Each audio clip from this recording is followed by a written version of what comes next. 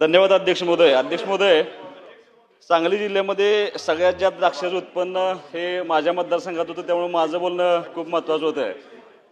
अध्यक्ष महोदय, मी स्पेसिफिक प्रश्न मंत्री महोदयांना विचारतो की ज्या सन्मान्य सदस्यांनी काय अपेक्षा व्यक्त केलेत त्या अपेक्षा पूर्ण करण्यासाठी मी काही उपाय या ठिकाणी सुचवणार आहे। अध्यक्ष महोदय, मी माझ्या मतदारसंघामध्ये खानापूर तालुक्यामध्ये द्राक्ष संशोधन केंद्र व्हावं यासाठी जागा उपलब्ध करून दिली आणि माझा स्पेसिफिक प्रश्न असा आहे की शासन त्यासाठी निधीची तरतूद करणार का, हा माझा पहिला प्रश्न आहे। रोयो मंत्र्यांना माझा एक विनंती आहे की त्यांनी आता सांगितलं की द्राक्षाची लागण हे आम्ही रोजगार हमीमध्ये त्याचा समाविष्ट करतोय। माझी तुम्हाला एक विनंती साहेब अशी आहे की माझ्याकडं काही नगरपंचायत आहेत जी छोटी गाव आहेत, पण नगरपंचायतमध्ये त्याचं रूपांतर झालंय, तर त्या नगरपंचायती हद्दीमध्ये रोजगार हमीच्या माध्यमातून द्राक्षाची लागवडची योजना त्या नगरपंचायत हद्दीमध्ये राबवण्यासाठी आपल्याकडून सकारात्मक प्रयत्न व्हावे अशी माझी विनंती आहे। यालाच धरून अध्यक्ष महोदय, या अनुषंगाने माझा एक प्रश्न अत्यंत महत्त्वाचा आहे। जसं रोहित दादांनी सांगितलं की अफगाणिस्तानचा बेदाणा ह्या सगळ्या आमच्या जिल्ह्यामध्ये आला होता आणि अत्यल्प प्रमाणामध्ये आमच्या मतदारसंघातून आमच्या जिल्ह्यातून त्या ठिकाणी बेदाणा एक्सपोर्ट होतो आणि सगळ्यात जास्त द्राक्ष एक्सपोर्ट करण्याचं प्रमाण हे आमच्या सांगली जिल्ह्यामध्ये आहे। अध्यक्ष महोदय, आधीच जुलै ऑगस्ट 2025 मध्ये जी अतिवृष्टी झाली होती त्याच्यामुळे द्राक्षाचं उत्पन्न अत्यंत कमी प्रमाणात झालं होतं। 50% जास्त द्राक्ष बागा आमच्या फेल गेल्या होत्या। एकरी 3 ते 5 लक्ष आमचा त्या ठिकाणी खर्च असतो।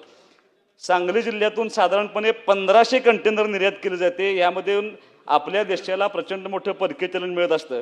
आता सध्या आखाती देशामध्ये जी युद्धजन्य परिस्थिती आली त्यामुळं एक्सपोर्ट होणारे सगळे द्राक्षे आणि थोड्या प्रमाणात जो आमचा बेदाणा एक्सपोर्ट होतो, माझ्या माहितीप्रमाणे आमच्या जिल्ह्यातले जवळपास JNPT बंदरामध्ये 700 पेक्षा जास्त कंटेनर त्या ठिकाणी अडकून पडलेत।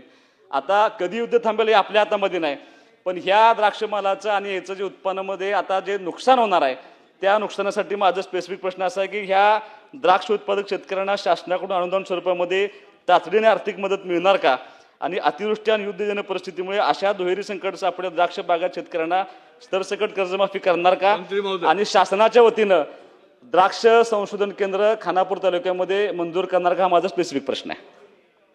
सांगली जिल्ह्याला एक संशोधन केंद्र देण्याचं आत्ता आपण जे काय सांगितलंय त्या अनुषंगाने मी तुम्हाला सगळ्यांना बोलून तुम्ही सगळ्यांनी एकत्र ठरवा की कुठे घ्यायचं आहे, सांगलीला तुमच्या इथे घ्यायचं आहे, रोहितकडे घ्यायचं आहे का कदमनकडे घ्यायचं, हे एकदा काहीतरी ठरवा आणि त्याच्यावरती आम्ही तुम्हाला सांगतो। पण तुम्हाला सगळ्यांना मुख्यमंत्र्यांच्या बरोबर जेव्हा जॉईंट मीटिंग करू त्यावेळेला हा निर्णय करू आणि जे कंटेनर अडकलेले आहेत बंदरामध्ये हे द्राक्षाचे बेदाण्याचे नाही कांद्यासहित सगळ्यांचेच अडकलेले आहेत, त्यावरती हा ठोस निर्णय केंद्रापासून राज्यापर्यंत हा सगळा होईल आणि जी काय भरपाई इतर मिळेल ती आपल्याला पण दिली जाईल आणि त्याचा साकल्याने विचार केला जाईल।